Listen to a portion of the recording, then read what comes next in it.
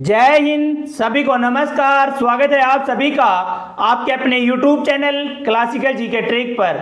दोस्तों, एसएससी द्वारा फेज 9 की 3261 पोस्ट के लिए डिटेल नोटिफिकेशन जारी किया गया है, जिसमें 3261 पोस्ट को अलग अलग जोन और पोस्ट कैटेगरी के अकॉर्डिंग कैटेगराइज किया गया है, जिसमें 10th लेवल और 10+2 लेवल और ग्रेजुएशन लेवल की पोस्ट रखी गई है। दोस्तों, नोटिफिकेशन को डिटेल से डिस्कस करेंगे, जिसमें online application date, form fees, age criteria, qualification और एक्सपीरियंस से संबंधित सभी जानकारियों को डिटेल से डिस्कस करेंगे। इससे पहले जो भी चैनल पर नए हैं, कृपया चैनल को लाइक, शेयर और सब्सक्राइब करें। तो चलिए फ्रेंड्स, देखते हैं डिटेल नोटिस। दोस्तों, कल ही की डेट में 24 सितंबर 2021 को एसएससी के द्वारा फेज 9 की पोस्टों के लिए डिटेल नोटिफिकेशन जारी किया गया है, जिसमें सबसे पहले यदि हम देखें तो date of submission of online application. जी हाँ दोस्तों, ऑनलाइन एप्लीकेशन स्टार्ट हो रहे हैं 24 सितंबर से। जी हाँ दोस्तों, 24 सितंबर से स्टार्ट हो गए हैं। Last date for receipt of application 25 October. जी हाँ दोस्तों, 25 अक्टूबर तक फॉर्म भरे जाएंगे। Last date for making online fee payment 28 October. जी हाँ दोस्तों, 28 अक्टूबर तक फीस पेमेंट जो किया जा सकता है। इसके अलावा last date of generation of offline challan 28 October. जी हाँ दोस्तों, 28 अक्टूबर तक ऑफलाइन चालान जनरेट किया जा सकता है।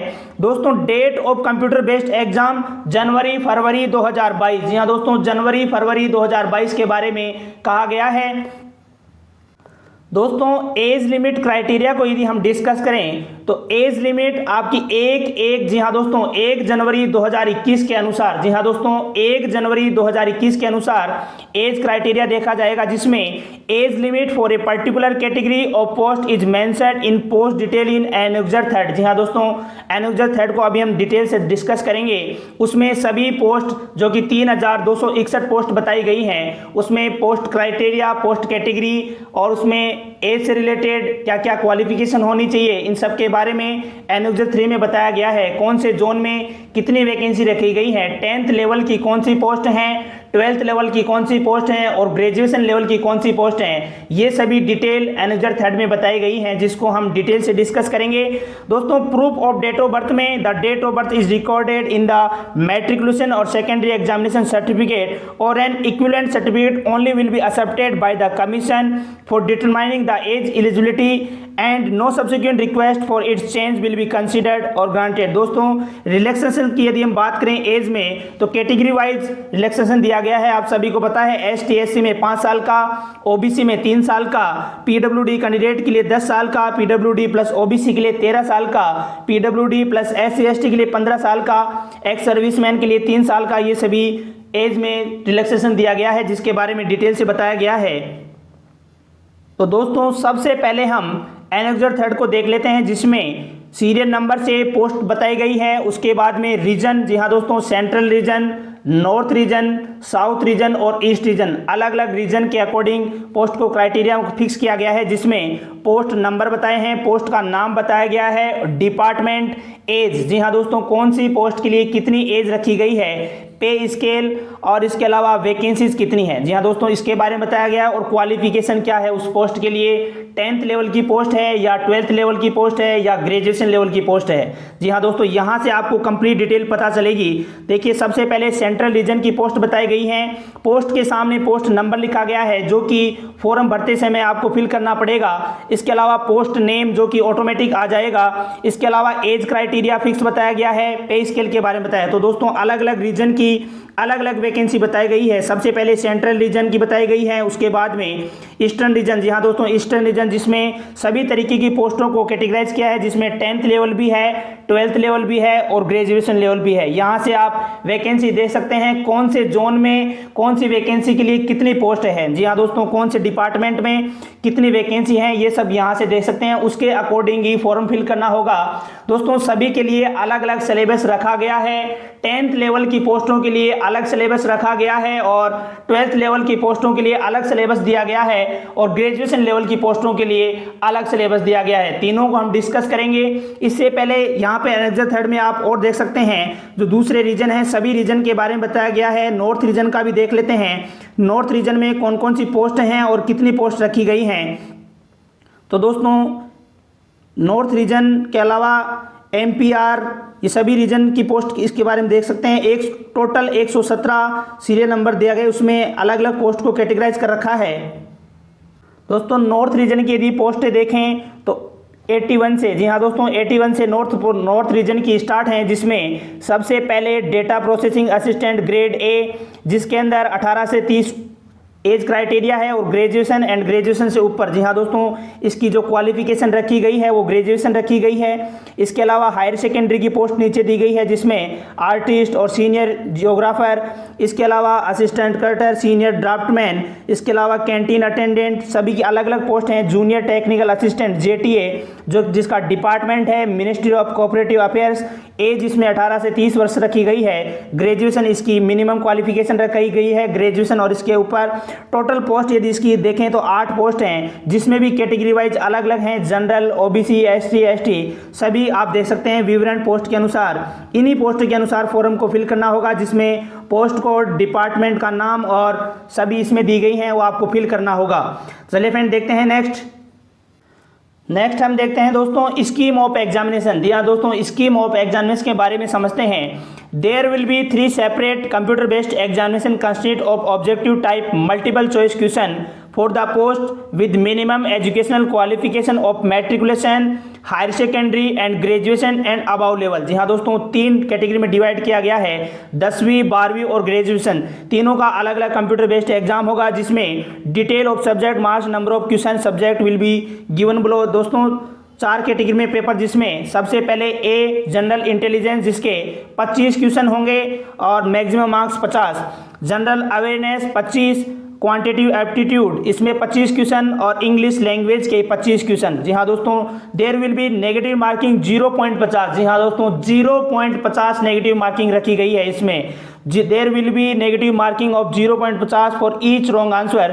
दोस्तों marks obtained by candidate in computer based examination will be normalised by using the formula published by the commission through notice. जी हाँ दोस्तों नॉर्मलाइज इस फॉर्मूला जो कि 7/2/2019 को जो जारी किया गया था, उस फॉर्मूले के अनुसार नॉर्मलाइजेशन होगा। इसके अलावा जिस भी पोस्ट में स्किल टेस्ट होगी, जी हाँ दोस्तों जिस भी पोस्ट में स्किल टेस्ट होगी उसका स्किल टेस्ट होगा सेकंड फेज में, जिसमें skill test like typing, data entry, computer proficiency test where prescribed in the essential qualification will be conducted will be the qualifying nature. The commission shall have the described fixed different minimum qualifying standard student in each component of examination, taking into consideration among others category wise vacancy, category wise number of candidate। जी हाँ दोस्तों अलग अलग post को category wise student को pre में पास किया जाएगा, जिसके लिए स्किल टेस्ट, टाइपिंग टेस्ट, ये जो भी अलग कंप्यूटर प्रोफिशिएंसी टेस्ट ये होंगे, अलग अलग पोस्ट के अनुसार, अलग अलग कैटेगरी के अनुसार प्री में बच्चों को पास किया जाएगा।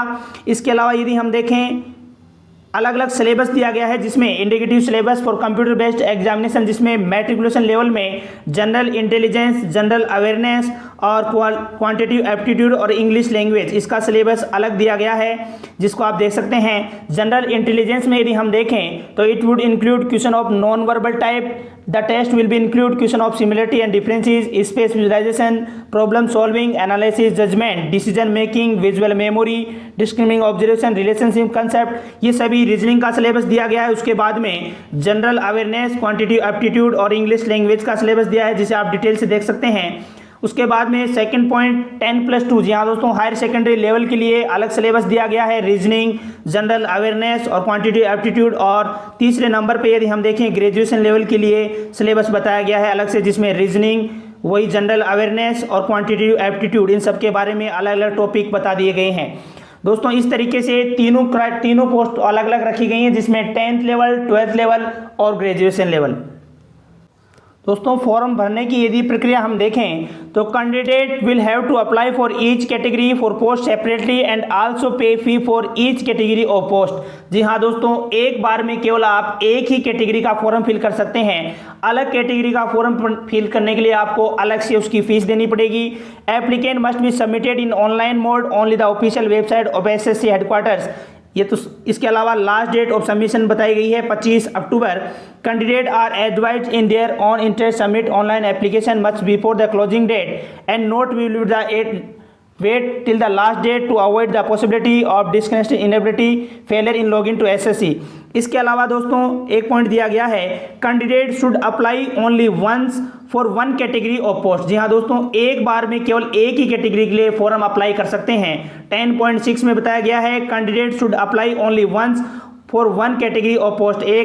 एक की फॉर्म अप्लाई कर सकते हैं। After successful submission of online application, candidate must taking a print out application form submitting the same along the request document duly self attested as when called for the by commission after conduct of computer based examination.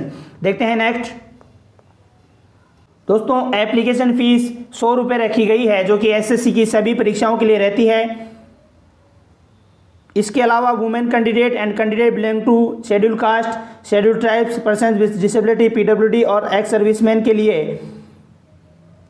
Reservation are exempt for payment of फी।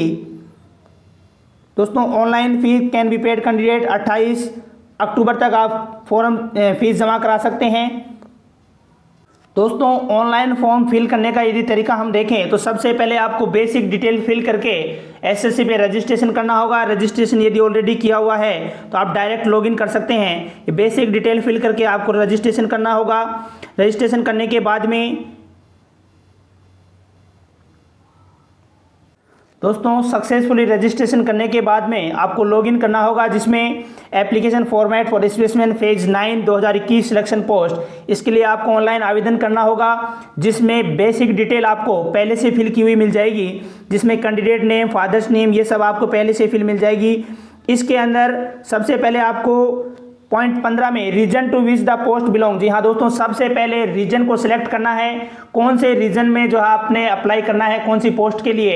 सबसे पहले reason, उसके बाद में post code जो कि automatic select हो जाएगा। Post code select करने के बाद पोस्ट का नेम ऑटोमेटिक सिलेक्ट होगा। उसके बाद में लेवल ऑफ पोस्ट। जी हाँ दोस्तों, कौन से लेवल की वो पोस्ट है, ग्रेजुएशन लेवल की है, 10th लेवल की है या 12th लेवल की है, वो इसके अंदर ऑटोमेटिक। उसके बाद में आपको प्रीफरेंस ऑफ सेंटर देने पड़ेंगे, कौन कौन से सेंटर आप कहाँ लेना चाहते हो, 3 सेंटर का प्रेफरेंस मांगा जाएगा। उसके बाद में आपको बेसिक डिटेल फिल करने के बाद पॉइंट नंबर 22, जी हाँ दोस्तों, whether skill test is required. जिस भी पोस्ट में स्किल टेस्ट रिक्वायर्ड होगा उसमें ऑटोमेटिक यस लिखा हुआ आएगा।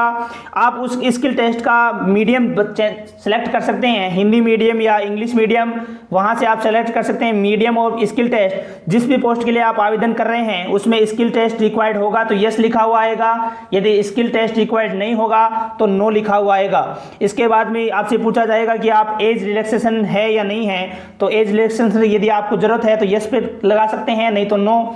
इसके अलावा दोस्तों assistant qualification for the post, आपको असिस्टेंट क्वालिफिकेशन में आप जिस भी पोस्ट के लिए आप कर रहे हैं वो क्वालिफिकेशन आपको बतानी पड़ेगी, उसमें कौन सा सब्जेक्ट है।